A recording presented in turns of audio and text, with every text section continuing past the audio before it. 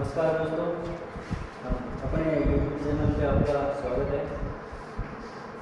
देखो, हम क्लास 8 के मैथ्स के बारे में जो पहला चैप्टर है उसके इम्पोर्टेंट बिंदु के बारे में चर्चा की थी और उन बिंदुओं को आप पढ़ते रहिए। और आज हम उनकी जो एक्सरसाइज है पहले उसके जो सवाल दिए दोनों उनके बारे में चर्चा करेंगे। देखो, सपने उनके सच होते हैं जिनके सपनों में जान होती है। पंखों से कुछ नहीं होता, हौसलों से उड़ान होती। तो सपने उन्हीं के सच होंगे जिनके सपनों में जान होगी। तो ऐसे ही अपने सपनों को सच करने के लिए हमारी क्लास है उससे जुड़ते रहिए। मैथ्स है उसको जो एक हार्ड सब्जेक्ट या कठिन सब्जेक्ट माना जाता है उसको सरल बनाते रहिए, ठीक है। जैसे जैसे जुड़ते जाएंगे वैसे वैसे आप सीखते जाओगे और गणित है वो बहुत ही आपको सरल लगने लगेगी। इसको बहुत ही आसान भाषा में हम सीखेंगे। इसमें देखो, जो पहला चैप्टर उसके महत्वपूर्ण बिंदु थे उसके बारे में मैंने पहले एक वीडियो बना दिया है, तो वो आप यूट्यूब चैनल है जो उसकी प्लेलिस्ट है उसमें पढ़ा है, वो देख सकते हैं। उसके बाद में जो पॉइंट 1 है उसमें सवाल दिया है, तो वो सवाल हम यहाँ पे देख रहे हैं। देखो, फर्स्ट सवाल दिया है कि निम्नलिखित प्रत्येक में गुणन के अंतर्गत उपयोग किए गए गुणन का नाम बताना है। तो देखो, एक क्वेश्चन ये दिया हुआ है कि माइनस के 4/5 मल्टीप्लाई में 1 में माइनस के 4/5 ये लिखा गया है और इक्वल टू लिखा गया है माइनस के 4/5। तो ये जो फर्स्ट क्वेश्चन है इसके बारे में आपको गुणधर्म का प्रयोग करके बताना है कि क्या गुणधर्म इसमें काम में लिया है। तो जो पहले अपने बिंदु पढ़े थे इम्पोर्टेंट, उसमें मैंने गुणधर्म के बारे में बताया था कि किसी भी संख्या उसको 1 से मल्टीप्लाई करोगे तो वापिस वो ही संख्या आएगी। तो इस संख्या को क्या बोलते हैं? गुणात्मक तत्समक का नियम बोलते हैं, ठीक है। किसी भी संख्या को 1 से मल्टीप्लाई करने पर वापिस वही आएगी, या फिर 1 को कोई भी संख्या से मल्टीप्लाई करोगे तो भी वही ही संख्या आएगी। तो इस नियम को हम गुणात्मक तत्समक का नियम बोलते हैं। गुणात्मक तत्समक का मतलब होता है किसी भी संख्या को 1 से मल्टीप्लाई कर रहे हो तो वापस वो संख्या आएगी। तो इसमें फर्स्ट में गुणात्मक तत्समक के नियम को काम में लिया गया है। इसके बाद में देखो, दूसरा है माइनस के 13/17 मल्टीप्लाई में माइनस के 2/7 इक्वल टू माइनस के 2/7 मल्टीप्लाई माइनस के 13/17 मतलब माइनस के 13/7। तो ये देखो, दो संख्याएं हैं वो आपस में गुणा है और यहाँ पे देखो इसको आएगी हम a माने और इसको हम b माने, तो a multiply b equal to यहाँ पे b मल्टीप्लाई a ये आ रहा है। तो देखो, a मल्टीप्लाई b और b मल्टीप्लाई a, तो a गुणा b बराबर में b गुणा a। तो ये क्या आ रहा है? एक क्रम विनिमय का नियम है। जो क्रमीय संख्याएं हैं उनके गुणा के लिए क्रम विनिमय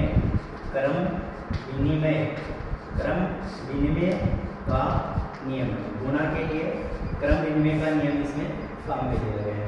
इसके बाद में इसी का तीसरा क्वेश्चन है वो दे रखा है माइनस के 19/29, तो माइनस का 19/29 मल्टीप्लाई 29 माइनस के 19 और बराबर में 1 लिखना है। तो देखो, इसके लिए क्या होगा? माइनस के 19/29 मल्टीप्लाई 29/-19 बराबर 1। तो देखो, 19 से 19 कैंसिल हो रहे हैं, 29 से 29 कैंसिल हो रहे हैं, सारे कैंसिल हो गए, 1 आया। तो इसका मतलब क्या हुआ? किसी भी संख्या है उसके उल्टे या फिर व्युत्क्रम से गुणा करेंगे तो वापिस आंसर क्या आएगा? 1, ठीक है। तो इसके लिए अपने गुणात्मक प्रतिलोम का प्रयोग किया है। किसका प्रयोग किया है? गुणात्मक प्रतिलोम के नियम का काम में लिया है। गुणात्मक प्रतिलोम इसमें काम लिया है। गुणात्मक प्रतिलोम होता है कि किसी भी संख्या को उसके उल्टे या विपरीत संख्या से गुणा करेंगे तो वापस में 1 आएगा। इसको हम बोलते हैं गुणात्मक प्रतिलोम। तो यह पहला क्वेश्चन था जिसके अंदर 3 आपको क्वेश्चन दिए गए थे। प्रत्येक में आपने किस नियम का उपयोग किया ये आपको बताना था। इसके बाद में हम इसके दूसरे क्वेश्चन को देखते हैं।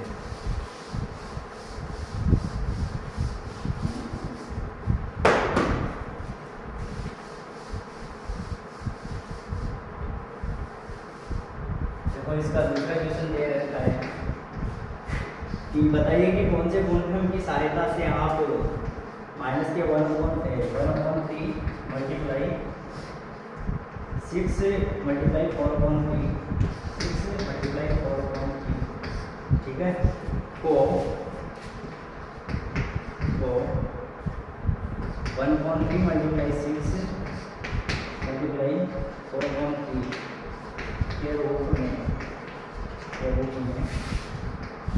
लिख सकते हैं। तो देखो एक संख्या दी गई है आपको, ये संख्या दी गई है 1/3 मतलब 1/3 गुणा में 6 गुणा में 4/3, ये कोष्टक में दिया है दोनों संख्या और उसको वापस बाहर गुणा किया, तो उसको 1/3 गुणा 6 गुणा में 4/3 के रूप में किस नियम के आधार पर हम लिख सकते हैं। तो देखो अभी जो मुख्य बिंदु बताए थे उसमें बताया था मैंने a इंटू में b इंटू सी, मतलब इसको a माने, इसको b माने और इसको c माने, तो a गुणा में b गुणा में c दे रखा है, तो उसको आप कैसे लिखोगे, a मल्टीप्लाई b, इनको पहले कोष्टक में लिखोगे फिर वापस c से मल्टीप्लाई करोगे, तो ये दोनों गुणा है वो आपस में बराबर आएगा। इसको बोलते हैं गुणा के लिए शास्त्रीय नियम। क्या बोलते हैं? गुणात्मक शास्त्रीय नियम। गुणात्मक शास्त्रीय नियम, गुणात्मक शास्त्रीय नियम में होता है कोई भी दो संख्याएं हैं उनका गुणा यदि तीसरी संख्या से करते हैं तो वो पहली दो संख्या का गुणा है वो तीसरी संख्या के गुणे से बराबर आता है, तो इसको गुणात्मक शास्त्रीय का नियम बोलते हैं। तो इस नियम के आधार पर हम इस संख्या को इस प्रकार भी लिख सकते हैं, ठीक है। तो ये जो आपके फर्स्ट एक्सरसाइज थी इसमें दो क्वेश्चन दे रखे थे, दोनों हमने देख लिए हैं। यदि ये क्वेश्चन आपको समझ में आ रहा है अच्छे से तो आप चैनल को सब्सक्राइब करके रखें और बेल आइकन को दबा के बटन है उसको दबा के रखें ताकि आगे वाली क्लास से उनका नोटिफिकेशन आता रहेगा। और समझ में आ रहा है तो अपने दोस्तों के साथ में इसको शेयर करें। जय हिंद, जय भारत।